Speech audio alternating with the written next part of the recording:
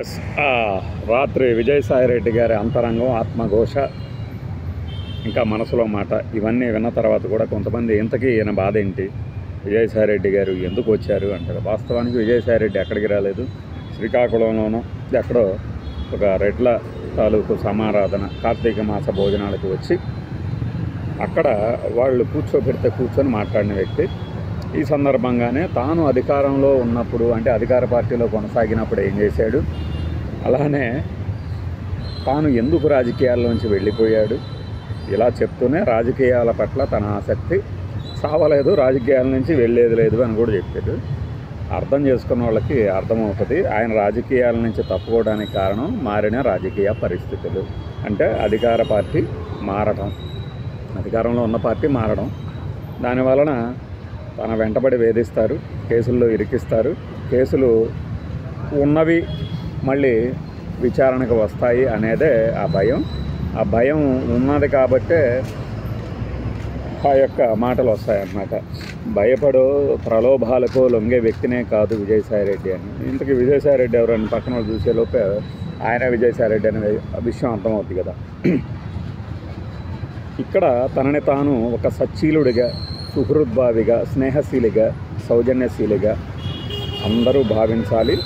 తన ఇమేజ్ మారిపోయింది, లేదంటే ప్లీజ్ మారాను నమ్మండి అని చెప్పడం ఆయన మాటల యొక్క సారాంశం. పవన్ కళ్యాణ్ని ఎప్పుడూ విమర్శించలేదు, ఇకపైన విమర్శించను. 20 ఏళ్ల నుంచి స్నేహం ఉంది అని చెప్పడం ద్వారా జనసేన తాలూకు చిన్న చితకా లీడర్లు ఎవరు నా వెంట పడద్దుట అని చెప్పే సంకేతం. ఇలాంటి ఒక డైలాగ్ వేయడం ద్వారా ఏమో భవిష్యత్తులో జనసేనలో జాయిన్ అవుతాడేమో అని వాళ్ళకి వీళ్ళకి ఫీలర్లు వదలటము. మరి ఒకటికి చంద్రబాబు నాయుడు గారు 95 నుంచి 2014 మధ్యలో రాష్ట్ర ముఖ్యమంత్రిగా పనిచేసిన కాలం కానీ ఇప్పుడు పనిచేస్తున్న కాలంలో కానీ పెట్టుబడులకు సంబంధించి బయట ప్రచారం ఏం జరుగుతుంది, నాకు ఏం తెలుసు అని ఆయన ఏం చెప్పాడంటే, అసలు సిఏ సదస్సుల ద్వారా వచ్చే పెట్టుబడులు అని చెప్తున్నదంతా ప్రచారం, కొత్త గ్యాస్ అని చెప్పేశాడు. ఇక్కడ కర్ర విరగదు పాము సావదు అన్నట్టుగా ఆయన ఒక దెబ్బ వేశాడు. వీళ్ళకి ఈ పాముకి దెబ్బ తగలలేదు అన్నట్టుగా అటు టీడీపీకి ఇటు వైఎస్ఆర్సీపీకి ఇద్దరికి అవసరమైన సమాచారం ఇచ్చారన్నమాట. నేను ఒక ట్వీట్ పెట్టాను, ఆ ట్వీట్ ఎవరు ఎలాగైనా సరే మీరు మలచుకోండి, వాడుకోండి, నాకు అభ్యంతరం లేదు అంటాం. దాని ఉద్దేశం అదే. తాను ఆంధ్రప్రదేశ్ రాష్ట్ర అభివృద్ధిని ఆకాంక్షిస్తున్నట్లు, దానికోసం చంద్రబాబు నాయుడు గారి ప్రభుత్వం కృషి చేయాలన్నట్లు అని చెప్తే కానీ తెలియదు, వాళ్ళకి తెలుసు కదా. ఇలాంటి సాఫ్ట్ కార్నర్ ఏర్పాటు చేసుకోవటము తన పట్ల. అతను ఇదివరకట్లా కాదు, రాజకీయాలకు దూరంగా ఉంటున్నాడు, అతని జోలికి పోవద్దు, అరే అనవసరంగా అతని జోలికి పోతున్నారే అనే ఒక సంకేతం జనాలు అనుకోవాలని. కానీ ఎవడంటూ ఇప్పుడు A5గా లెక్కర్ కేసులో ఉన్నటువంటి, అంటే వీళ్ళు పెట్టినటువంటి అక్రమ ఆర్జన లెక్కర్ సేల్స్ ద్వారా అనే కేసులో A5గా ఉన్న తన్ని అరెస్ట్ చేయకుండా, అసలు సీన్లోకే తీసుకురాకుండా మిగిలిన వాళ్ళని అరెస్ట్ చేయటము, బెయిల్ రావటము, మళ్ళీ డిఫాల్ట్ బెయిల్ రద్దు అవ్వటము, ఇవన్నీ జరుగుతున్నాయంటే అక్కడ మన సాఫ్ట్ కార్నరు, మనం ఇచ్చిన సంకేతాన్ని అందరికీ అర్థమైపోయింది కదా.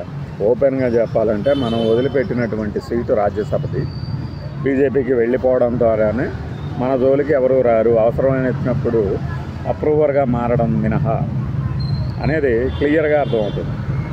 ఇంకా ఎవరికైనా అమాయకుల్లాగా ఈ పార్టీ వాళ్ళు ఆ పార్టీ మీద పడతారు, ఆ పార్టీ వాళ్ళని అరెస్ట్ చేస్తారు, కసి తీర్చుకుంటారు, కక్ష సాధిస్తారు అనుకుంటే భ్రమ. పై లెవెల్లో జరిగే వాటిలో ఈ కక్షలు, కసి సాధింపులు కనపడవు, పని చేయవు. ఎప్పటికెయ్యది ప్రస్తుతం అప్పటి మాటలాడి తిరుగువాడే ధన్యుడు సుమతి అని అవుతుంది కదా. అలాగా ఎప్పుడు ఏ అవసరం వస్తే ఆ అవసరానికి తగినట్లుగా మన వేషం మార్చడమే.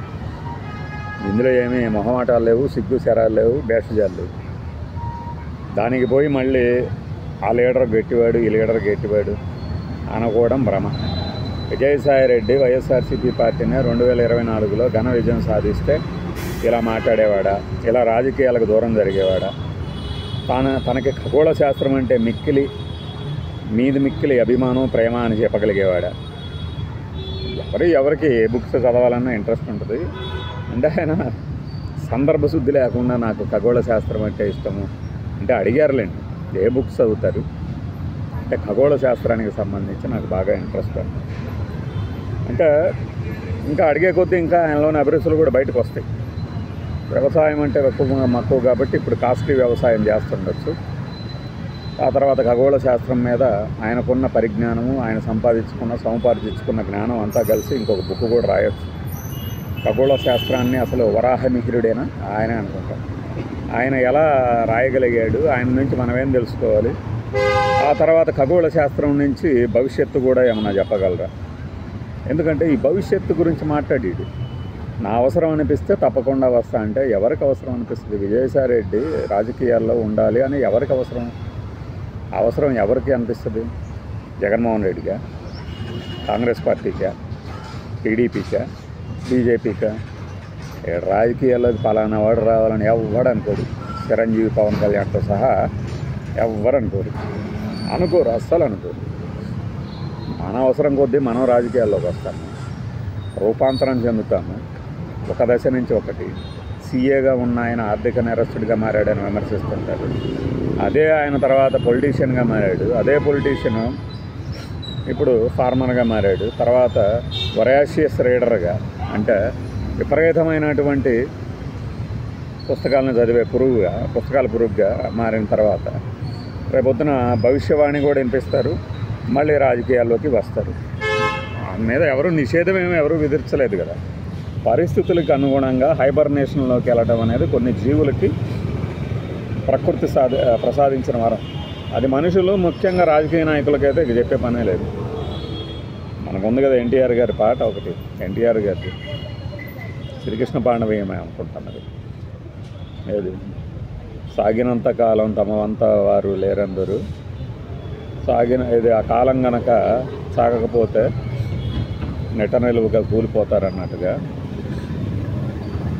మనము ఆయన ఇచ్చిన సంకేతం ఏంటంటే ఆయన అన్ని పార్టీలకి దగ్గరగా ఉన్నాడు, దూరంగా ఉన్నాడు. టీడీపీకి అయితే తీసుకోదు, ఎందుకంటే ఇప్పుడు అవసరం కూడా లేదు కాబట్టి.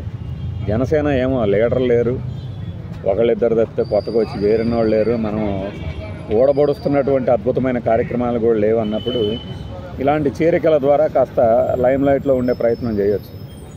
బట్ ఆయన చేర్చుకుంటే అవినీతి మరక అనేది అంటుకుద్ది కదా, కాబట్టి చేర్చుకోకపోవచ్చు. బట్ రాజకీయాల్లో ఏదైనా సాధ్యమే. బీజేపీ శబాష్, బీజేపీ అనేది పెద్ద వాషింగ్ మెషిన్ కాబట్టి అందులో ఎప్పుడు మనకి చోటు ఉంటానే ఉంటుంది. గొప్ప గొప్ప లీడర్లు అందరూ ఆంధ్రప్రదేశ్లో ఇప్పుడు బీజేపీలోనే ఉన్నారు కదా.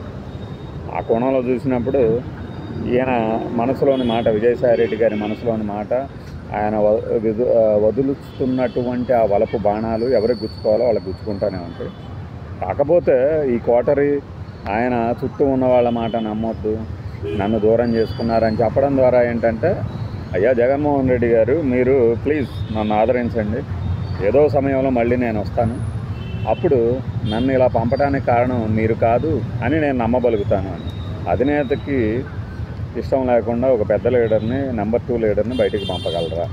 ఈ క్వశ్చన్కి ఆయన ఆన్సర్ చెప్పాలి. చెప్పనంతకాలం ఈయన ఏ పార్టీలోకి అంటే రాజశేఖర్ రెడ్డి, అదే మన జగన్మోహన్ రెడ్డి పార్టీలోకి ఎక్కువ ఛాన్స్ ఉంటుంది అంటారు. అదనమాట.